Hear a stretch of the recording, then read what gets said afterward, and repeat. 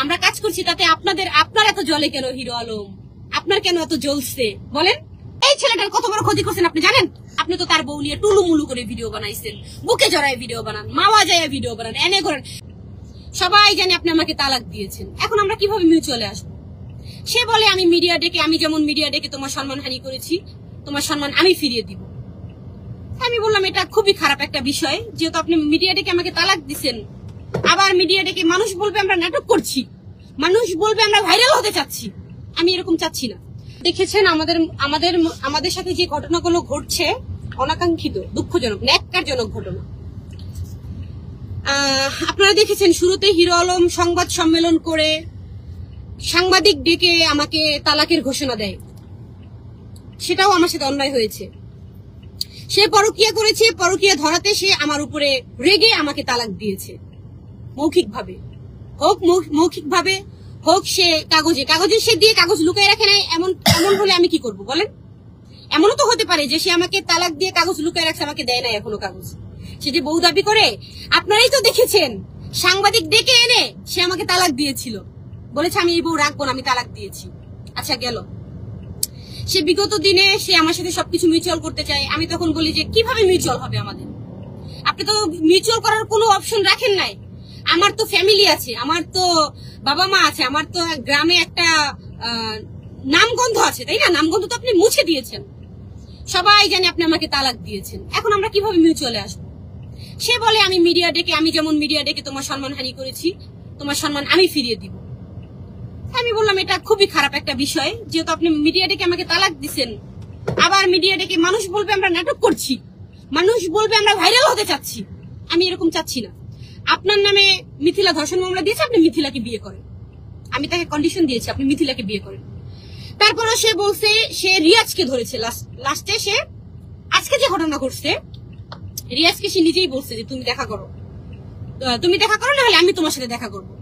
রিয়াজ আসছে বাসায়, রিয়াজ আসছে, সেও আসছে। এর মধ্যে রিয়াজের সাথে যখন সে বাকবিতণ্ডায় জড়ায় গেছে, স্বাভাবিক। রিয়াজের বউর সাথে হিরো আলম কি ধরনের ভিডিও বানায় আপনারা দেখছেন। গাড়ির মধ্যে শুরু করছে কিন্তু তারা। আমরা কিন্তু বলেছিলাম যে আমরা কিন্তু ক্যামেরার সামনে ভিডিও করছি, কিন্তু আপনারা কিন্তু গাড়ির মধ্যে টুলুমুলু করে ভিডিও করেন। সেটা দিয়ে তারা কত হাসাহাসি, কত হাসে।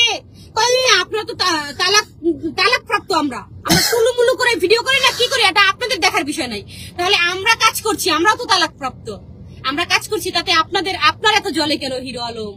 আপনার কেন এত জ্বলছে বলেন? আপনার কেন জ্বলে? যখন আমাকে তালাক দিছেন তখন ভাবেন নাই, তখন ভাইবা দেন নাই? এই যে মিডিয়া ডেকে ডেকে এই যে আপনার ছেলে পেলে কত ভাবে আমাকে আঘাত করছেন আপনি। আপনার ছেলে আমার জুতা যে টানছে, আপনার অ্যাসিস্ট্যান্ট আমার জুতা যে টানছে, সেও আমাকে নিয়ে বাজে কথা বলতে ছাড়ে নাই। আমি আপনাকে কিভাবে মাফ করি, কিভাবে ক্ষমা করব আপনাকে? আপনার 2 টাকার হচ্ছে গিয়া চাকর, সেও আমাকে নিয়ে বাজে কথা লিখছে ফেসবুকে। তাহলে আপনাকে ক্ষমা করার তো প্রশ্নই আসে না। কিভাবে আপনাকে ক্ষমা করব? এই ছেলেটার কত বড় ক্ষতি করছেন আপনি জানেন? এই ছেলেটার 1 মিলিয়নের পেজ, যেটা দিয়ে সে ইনকাম করে, আপনি তার পেটে লাথি মারছেন। তার 1 মিলিয়নের পেজ আপনি উড়াই দিচ্ছেন। কই, আপনার তো ক্ষতি করে না এই ছেলেটা। আপনি তো তার বউ নিয়ে টুলুমুলু করে ভিডিও বানাইছেন, বুকে জড়ায় ভিডিও বানান, মাওয়া যায় ভিডিও বানান, এনে করেন। তার শ্বশুর বাড়ি গিয়ে ভাত খেয়ে আসেন, খান না। এক্স শ্বশুর বাড়ি, সে তো পুরুষ, সে বীর পুরুষ, সে বউ রাখবে না, তালাক দিছে। কিন্তু আপনার ক্ষমতা হয় না হিরো আলম, আপনার ক্ষমতা হয় না আমাকে তালাক দেওয়ার। লাস্টে গিয়ে আমারই ডিভোর্স করতে হবে আপনাকে আমার ডিভোর্স করতে হবে। আপনার ক্ষমতা হয় না আমাকে তালাক দেওয়ার। আপনি কেমন পুরুষ? ঘোষণা দিয়েছিলেন না আপনি আমাকে তালাক দিবেন, দিতে পারেন নাই কেন এখনো পর্যন্ত? এখন এসে বউ দাবি করেন।